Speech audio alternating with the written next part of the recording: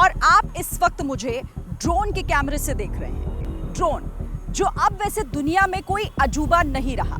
शादी ब्याह से लेकर खेतों में दवाओं के छिड़काव तक, क्राउड मैनेजमेंट से लेकर ट्रैफिक व्यवस्था तक, हर जगह आपको ड्रोन दिखाई देगा। लेकिन हाल ही के दिनों में हिंदुस्तान के आसमान में सबसे ज्यादा ड्रोन तब नजर आए जब पाकिस्तान ने ड्रोन अटैक की नाकाम कोशिश की।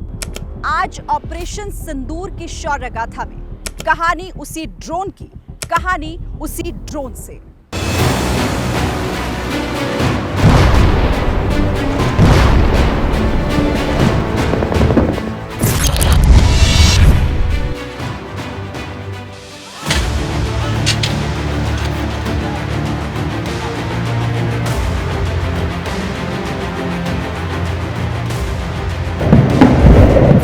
पाकिस्तान ने ड्रोन से किया और हिंदुस्तान ने इन बंदूकों और लॉन्चर से जवाब दिया। लेकिन सिस्टम ने कैसे ड्रोन वॉर में जीत दिलाई? आज मॉडर्न वॉर के इस नए खतरे के हर पहलू से आपको रूबरू कराएंगे। पाकिस्तान के ड्रोन, उसके यूएवी, पाकिस्तान के एयरक्राफ्ट और उसकी मिसाइलें हमारे सशक्त एयर डिफेंस के सामने सबके सब ढेर हो गए। ड्रोन मतलब आसमान से जमीन पर आंख, जो इस वक्त इस वीडियो में भी रिकॉर्ड हो रहा है। ऑपरेशन सिंदूर से बौखलाए पाकिस्तान ने 7 मई की रात भारत की तरफ आंख उठाने की जुर्रत की थी। उसके पास एक ही हथियार था, वो था ड्रोन, वो भी चीन और तुर्की से मांगे गए ड्रोन, जिसके जरिए उसने भारत के कई राज्यों में सैन्य ठिकानों और नागरिकों को निशाना बनाने की कोशिश की थी। लेकिन यूएस ग्रिड और एयर डिफेंस सिस्टम ने यह कोशिश नाकाम कर दी। L-70, ZU-23 गन और शिल्का सिस्टम की बदौलत सभी ड्रोन निष्क्रिय कर दिए गए।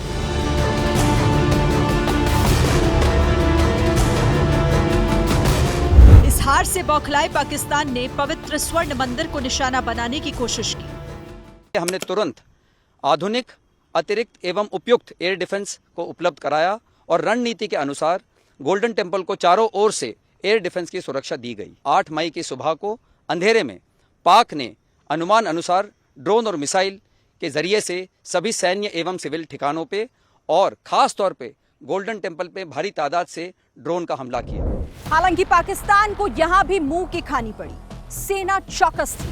हमारे बहादुर और सतर्क जवानों की वजह से पाकिस्तान की हर साजिश नाकाम कर दी गई। स्वर्ण मंदिर को निशाना बनाने के लिए आगे बढ़ रहे ड्रोन और मिसाइलों को हवा में ही नष्ट कर दिया गया। लेकिन ड्रोन हवा में नष्ट कैसे किए गए, ये जानते हैं सेना की जुबानी। Very nice that the head Granthi of the Golden Temple allowed us to deploy our guns, and it is possibly for the first time in maybe many years where they switched off the Golden Temple lights for the first time, so that we could see the drone coming.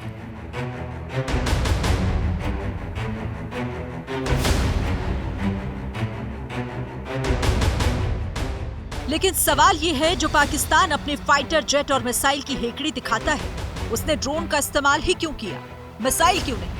ये सवाल सबके मन में है। Drone अब युद्ध का सबसे घातक और सबसे सटीक हथियार बनता जा रहा है। ये रडार से बचकर, कम ऊंचाई पर उड़कर और अचानक से हमला करने में पूरी तरह सक्षम है। ड्रोन से हमला करना सस्ता होता है और ये बहुत तेजी से अपने दुश्मनों पर अटैक कर सकता है। पाकिस्तान ने भारतीय सैन्य ठिकानों को निशाना बनाने के लिए 400 से 500 की संख्या में एक साथ ड्रोन भेजे थे। ड्रोन में छोटे बम, रॉकेट, ग्रेनेड और कभी-कभी केमिकल या फायरबॉल जैसे विस्फोटक लगाए जाते हैं।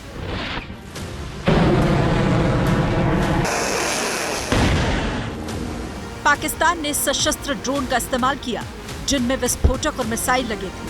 हालांकि हर सस्ती चीज कामयाब हो ये जरूरी नहीं। कायर पाकिस्तान के मामले में यही हुआ, उसे मुंह की खानी पड़ी।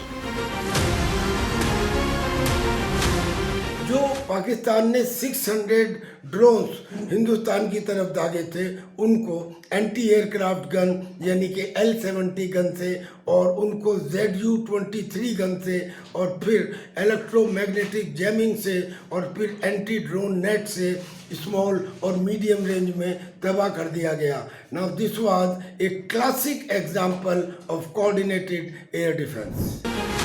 9 मई को तुर्की के यहाद ड्रोन और चीन के ड्रोन बायटार TB2 और क्वाडकॉप्टर से पाकिस्तान ने हमला करने की कोशिश की। श्रीनगर, जम्मू, फिरोजपुर, जैसलमेर, बाड़मेर, भुज को निशाना बनाया। सैन्य रडार और हवाई अड्डे भी टारगेट पर थे। 26 जगहों पर हुए हमलों को भारतीय सेना ने निष्क्रिय किया। एयर डिफेंस ने उनकी एक नहीं चलने दी। आखिर इस पूरे एयर डिफेंस सिस्टम ने पाकिस्तान के ड्रोन अटैक को कैसे नाकाम किया, वो आपको दिखाते हैं। पहले देखिए ड्रोन को हवा में ही जाम कैसे किया गया। पाकिस्तान की तरफ से आ रहे ड्रोन को भारतीय सेना ने वज्र शॉट के माध्यम से जैम भी कर दिया था। ये भारतीय सेना का वज्र शॉट है और इसे एंटी ड्रोन सिस्टम भी एक तरीके से कहा जा सकता है। जैम कर देता है ड्रोन को 2 किलोमीटर की दूरी पर। जैसे ही हम जामिंग ऑन करते हैं तो उसका RC से जो कनेक्शन है, रिमोट कंट्रोलर से जो कनेक्शन है, वो लूज हो जाता है। और यहाँ पे GPS जामिंग का बटन है। तो GPS जामिंग में क्या है, ड्रोन को अपनी ओन लोकेशन नहीं है, उसकी GPS सैटेलाइट 0 हो जाएंगी। जैसे ही GPS लॉस्ट हुआ तो उसको पता ही नहीं उसकी होम लोकेशन है क्या, तो फिर वो वापस नहीं जा सकता। तो वो ड्रोन जब तक उसकी बैटरी होगी उसके बाद वो वहीं पे गिर जाएगा। भटिंडा में ऐसा एक ड्रोन बरामद भी हुआ, लेकिन हमारे शूरवीरों ने न सिर्फ ड्रोन को जाम किया, बल्कि जगह जगह उसे निशाना बनाकर हवा में तबाह कर दिया। इन सब के पीछे है हिंदुस्तान का अपना आकाश तीर सिस्टम। यहाँ पर ये आकाश तीर का कंट्रोल रूम है। एक ये ऐसा सिस्टम है जिसके माध्यम से हमने पाकिस्तान को न सिर्फ सबक सिखाया बल्कि उनके हर हमले को नाकाम कर दिया। आप ये कह सकते हैं कि रियल टाइम में सही समय पर जो लाइव चीजें होती हैं सीमा पर, LOC पर, उनकी निगरानी यहां से रखी जाती है कि किस तरफ, किस दिशा में, कहां पर पाकिस्तान की तरफ से हमला करने का प्रयास किया जा रहा है और रियल टाइम उसे जानकारी इसी कंट्रोल रूम से दी जाती है। एयरफोर्स की रडार्स, आर्मी की रडार्स उनके साथ इंटीग्रेटेड है। देख पा रहे हैं कि क्या क्या एयरबोर्न ऑब्जेक्ट हवा में उड़ रहे हैं। उनको एक कोलैबोरेशन करता है उन पिक्चर्स का और वो पिक्चर इनके पास आता है। इस प्रकार भेजते हैं कि जो भी होस्टाइल ऑब्जेक्ट हमारे वेपन के पास लोकेटेड हैं, उस वाले वेपन को हम बोल देंगे कि ये आपकी तरफ आ रहा है, आप इसको एंगेज कीजिए। फिर जो हमारा जवान गन पे, वेपन सिस्टम पे या मिसाइल सिस्टम पे बैठा होगा, वो इफेक्टिवली उस एयरबोर्न ऑब्जेक्ट को, होस्टाइल जो है, उसको एंगेज कर देगा और उसको शॉट डाउन कर देगा, जो कि हम बखूबी ऑपरेशन सिंदूर के टाइम पे कर पाए। आकाश तीर ही हवा में टारगेट को डिटेक्ट करता है। उसके बाद बारी आती है हथियार की। देखिए किन हथियारों से पाकिस्तान के ड्रोन हवा में गुब्बारे की तरह फूटे।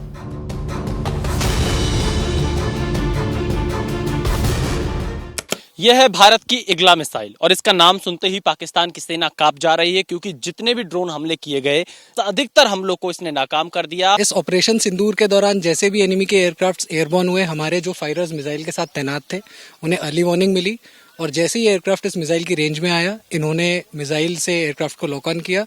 जो भी ड्रोन्स आए उनको लॉक ऑन किया और उन्हें शूट डाउन किया। कंधे पे है मिसाइल, साइड खुली हुई है, बस ले करना है। अर्ली वार्निंग वहाँ से आई, आकाश तीर से आई जाती है सर, उसी डिग्री में, उसी एंगल में देखना है, जो मेरा सामने लॉक ऑन करके लॉन्च करना है सर। जैसे ही हमारे फाइटर्स को ये इन्फॉर्मेशन मिलती है, ये अपने कैमोनेट या अपने जो भी बंकर से बाहर आते हैं और उस डायरेक्शन में टारगेट को सर्च करने लगते हैं।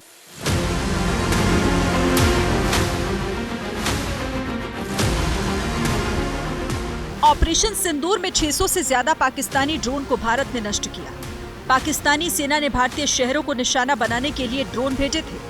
भारतीय सेना ने 1000 से ज्यादा एंटी एयरक्राफ्ट गन तैनात की थी। 750 से अधिक शॉर्ट रेंज सतह से हवा में मार करने वाली मिसाइल सैम सिस्टम लगाए गए। 8-9 मई की रात पाकिस्तान ने तुर्की के बने ड्रोन भेजे। इन ड्रोन्स में विस्फोटक, ग्रेनेड और किसी किसी में कैमरा या निगरानी उपकरण लगे थे। इनका मकसद भारतीय सैन्य ठिकानों, सप्लाई काफिलों और संवेदनशील इलाकों पर हमला करना या फिर जानकारी जुटाना था। तुर्की ने पाकिस्तान को न सिर्फ ड्रोन दिए बल्कि अपने सैन्य ऑपरेटर भी भेजे और पाकिस्तानी सेना को ट्रेनिंग दी। LOC पर इस हमले को नाकाम करने में आकाश तीर सिस्टम और एंटी एयरक्राफ्ट की बड़ी भूमिका रही। LOC पर 100 ऐसे आकाश तीर सिस्टम लगा दिए गए जिन्हें संजय नाम दिया गया। संवाददाता नीरज राजपूत एलओसी पर पहुंचे शूरवीरों की कहानी जानने कि कैसे ड्रोन तबाह किए गए और संजय नाम का क्या मतलब है।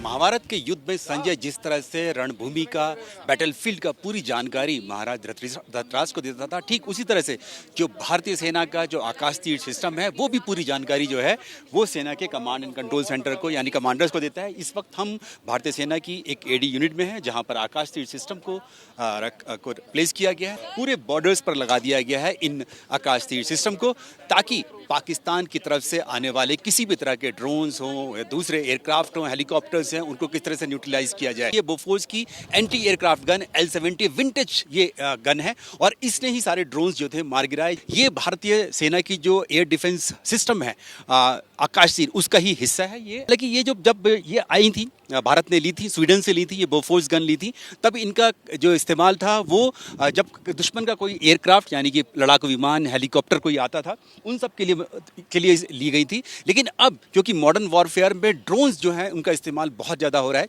इसलिए इनको जो आत्मनिर्भर भारत है और जो रक्षा क्षेत्र में आत्मनिर्भरता बन रही है, उसके तहत इन गन्स को जो है अपग्रेड किया गया। भारत इलेक्ट्रॉनिक्स लिमिटेड BEL ने इसको अपग्रेड किया और इनको क्या किया, इनको एंटी ड्रोन यानी काउंटर ड्रोन सिस्टम में तब्दील कर दिया।